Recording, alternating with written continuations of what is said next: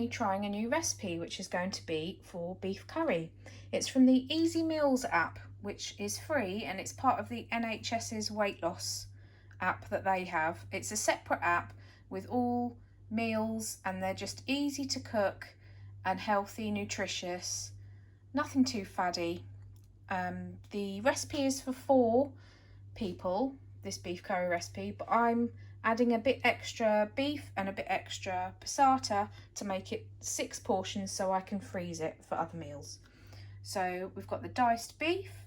The recipe calls for tinned tomatoes, but I prefer using passata, and I think it asks for 1 400-gram tin, but I'm using 2 cartons, 2 500-gram cartons. Mango chutney, which I've never cooked with before. I'm using mild curry powder, but you can use medium or hot. 2 carrots, 2 onions, some garlic, which I'm going to mince finely with a grater, tomato puree, and the recipe calls for 1 whole pepper, fresh pepper, but I'm using sliced frozen peppers.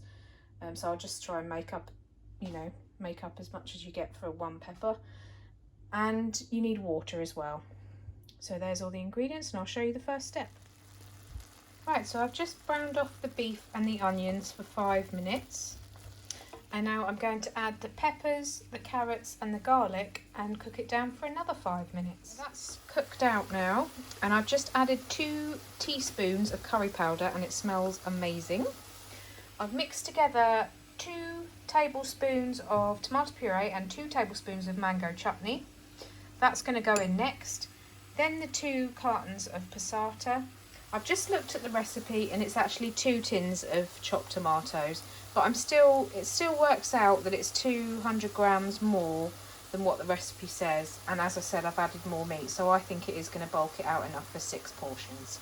So I'll show you what it looks like when it's all mixed together, and then it needs to simmer with a lid on for 1.5 to 2 hours, but I'll show you what it looks like when I've put the tomatoes in.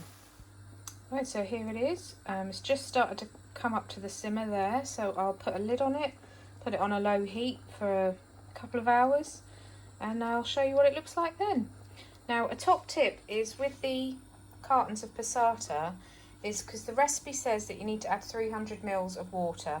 What I did instead was just fill them both halfway up with water and swish them about to get the juice, the rest of the passata out of the cartons, and then I poured that in. So it's got instead of 300 ml, I've added 200 ml. You can always add more water later if it starts getting a bit dry. But there it is, and I'll show you it later when it's ready.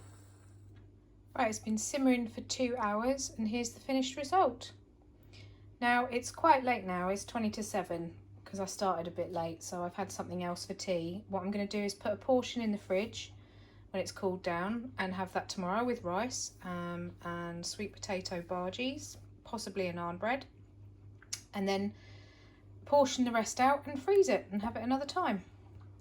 So let me know in the comments below if you try this recipe and how you got on with it, and if you liked it, and I'll see you again soon.